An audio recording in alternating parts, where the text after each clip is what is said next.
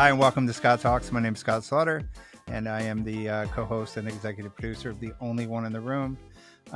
Today, we are following up with Veronica Cisneros. She's you are a lot of things, aren't you? You are a mom. You're one of six. You're a daughter, a mentor, a family therapist, a women's coach, a course creator, a podcast host. You're unapologetic, and you are really fun to listen to, by the way. I had such a great time on the interview. Oh, yeah. And you go between this professional woman and this Oceanside girl, Latina girl, which is a lot of fun. It's like a character out of a movie. And I would literally be sitting there looking at you, taking notes, and then I'd be sitting back like I was watching a TV show. And so I hope people tune into the interview and check out this journey. And the name of your episode is The Only One Whose Marriage Didn't Stand a Chance. And I think you and Lauren laid a really good and very accessible story of how we're modeled who we become in relationships, and not so much how we become what we are taught to become, but what we see to become. You came from a family of hustlers, and a very traditional sort of, in a lot of ways, a very traditional, is it Mexican family, mm-hmm. Latino family, Mexican family. Mm-hmm. Your father was he was the head of the house. He was an alcoholic, a heroin addict. He was a gang leader. So he was a leader. Mm-hmm. He ruled with a heavy hand. It sounded like your mom just loved him to death. She did. And did whatever she could to stay in the marriage. And it sounded like it was really interesting. I came to like your dad during the conversation, by the way. I'm telling you, he's a cool guy. Listen, yeah, right. He's a cool guy. He's no longer here with us, but I'm telling you. Yeah, I mean, he seemed to make and you know, as a father of two kids, it's lovely to watch a daughter talk about their father, and find their way to all the positive things that you could take from who he was. And I think that in listening to your interview, I was really impressed by how you were able to extract all of that positive love and commitment, and move forward with it. I think a lot of people struggle with that as they get older. There's still that resentment factor that they hang on to. Was there a time or a moment where you and your father came to terms with this, or was this something, these resentments and these issues, were these things you were able to just naturally move through? You know, right before I got married, I wrote a letter to my dad, and I didn't know if he was going to read it. He and I had never really had conversations, and he did read it. My mom did hand it to him. They never really talked about it. But I was so frustrated because, you know, here I am going to get married, and I didn't want all of his homeboys at the wedding. I didn't want them there. And, you know, my dad was pissed. He was so mad. Because those were his people, right? Yeah, he could give two shits. Yeah, I'm going to have them anyway. Right. And I remember my dad, you know, on our wedding day, my dad goes up to my husband and says, "I pity the fool." Thanks, Dad.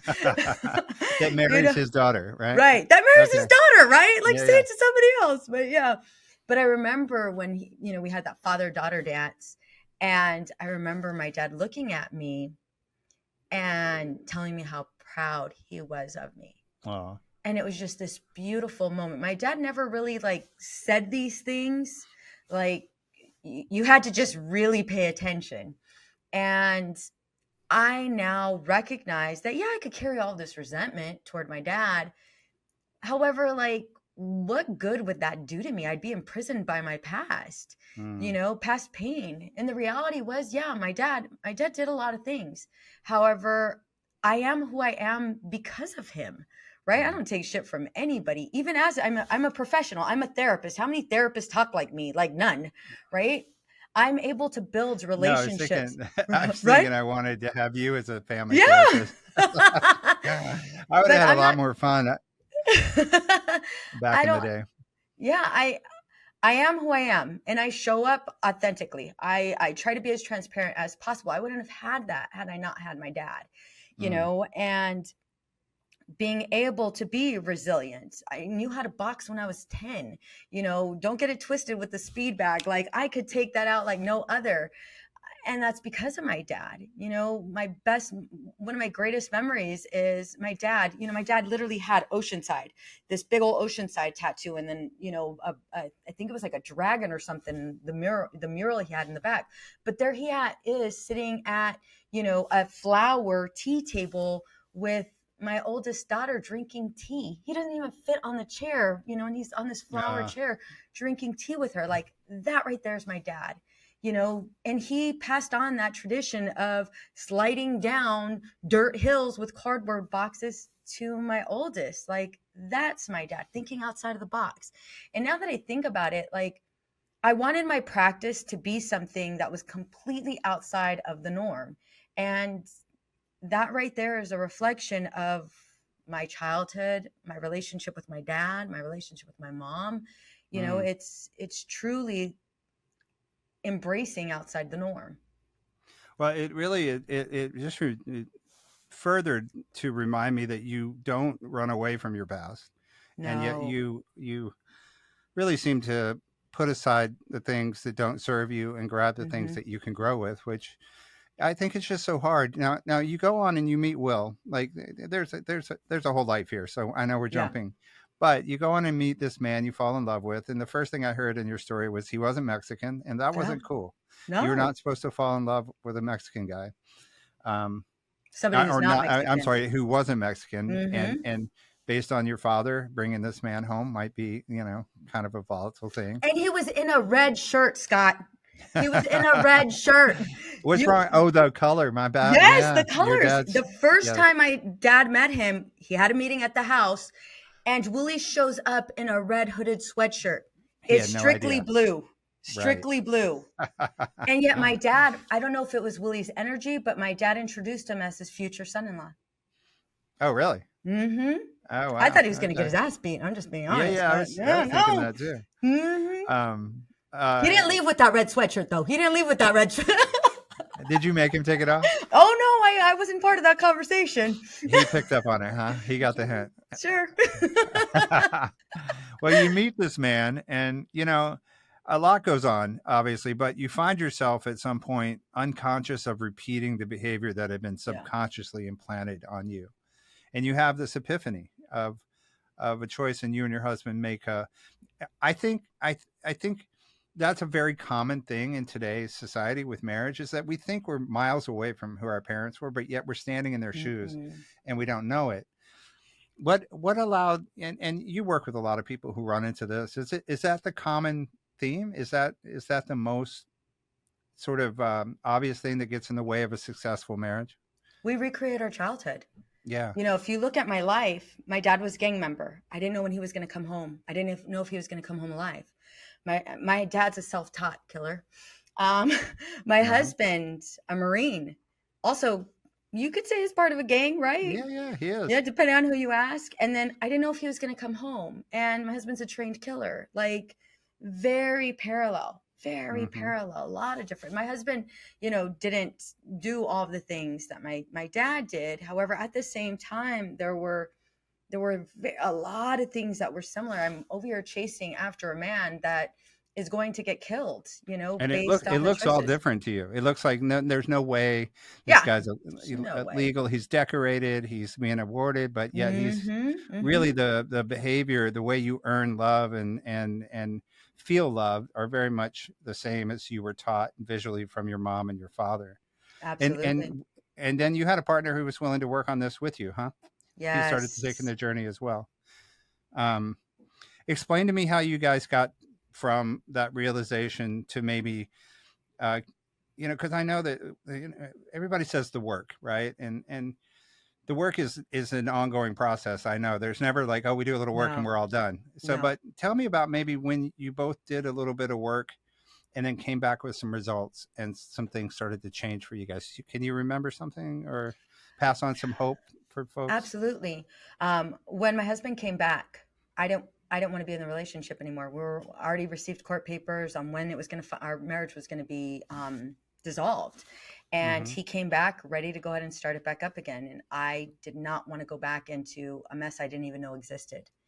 And it required him doing his own personal work and figuring out what he wanted and who he was and what he wanted his life to look like. And it was us having these really, really uncomfortable conversations and recognizing again that when each one of us is speaking, it's not speaking so that we're at war with the other person. It's really adopting this level of understanding. Like, I'm not coming for you because I'm pissed and the only thing I know how to explode, the only thing I know how to do is explode and call you names and yell. Like, I'm not coming for you. I'm coming for my dad, or coming for everything that happened to me when I was a kid. Right. And me being able to have that space to say it, but I had to create that space. And through that, modeling it for him and listening when he said something instead of trying to formulate his answers. My husband then went from being completely silent to opening up and sharing his pain. Mm. It was something I'd never experienced before. But we weren't trying to go ahead and force change. I wasn't trying to get my needs met from him. I was trying to figure out what my needs were and meeting those needs myself. Mm. I think that's really common. Have you ever seen that? There's a statue of two adults with back to back sitting, and it's hollow, and inside there's two kids Yeah. um, trying to connect. And I always see adults that way. Like, here's the adaptive adult fighting it out, trying to protect themselves, keeping themselves from the authentic children loving each other. Absolutely.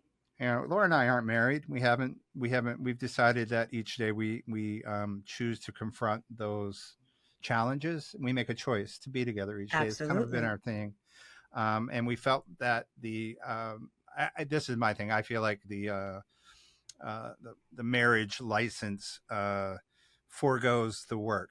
Oh, and we'll get to that tomorrow. We're married, and that's just us, and Yeah, of but course. the relationship work is the same, I think, because it never ends. Mm-mm. What has been what's it like now for you and Will? What's it like these days? Just as we wrap it up here, give us an idea of what a vacation for you and him might be. So we just came back from vacation, actually, Mm-hmm. and don't get me wrong, there's arguing. I'd be lying Sure. to you if I said there was no arguing. Our arguing looks different, though. Our arguing is met with some level of compassion. There's a whole hell of a lot of flirting. There's a whole bunch. There's a whole lot of flirting. I'm grabbing his ass. He's grabbing mine. Inappropriate comments, making out. But it's like there's no feeling of resistance. Like, I can't touch him. Like, he's not accessible. Like, Right. homeboy is 1,000% accessible, right? Yeah. Like, it's just this. I get to be with somebody that I absolutely love, trust, and adore. I'm motivated by him. He's motivated by me. I know he has the best intentions for me and only wants to uplift me. I'm no Mm-hmm. longer looking to him as the enemy. I'm looking to him as just, oh my gosh, it makes me want to cry right now. Like, he's my best friend. That's like, Mm-hmm. if I can explain it in one word, he is absolutely my best friend. I love that man.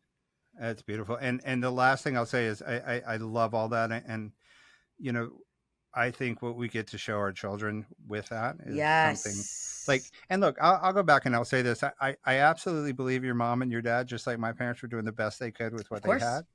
And I know that I got a chance to do better.